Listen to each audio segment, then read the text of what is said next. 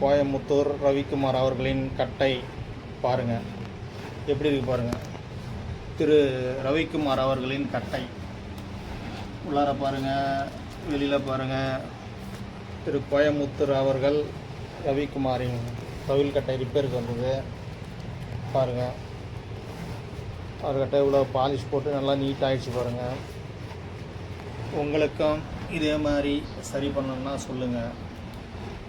பாருங்கள் கட்டையா எப்படி நீட்டாகிடுச்சு பாருங்கள் கட்டை.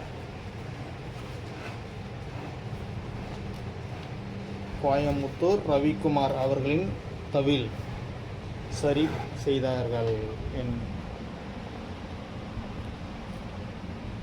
வேறு வெளியிலலாம் பாருங்கள். இப்போ பேக்கிங் பண்ண போகுது.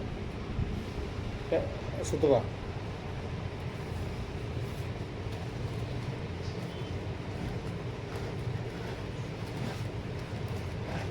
கோயமுத்தூர் ரவிக்குமார் அவர்களின் தவில்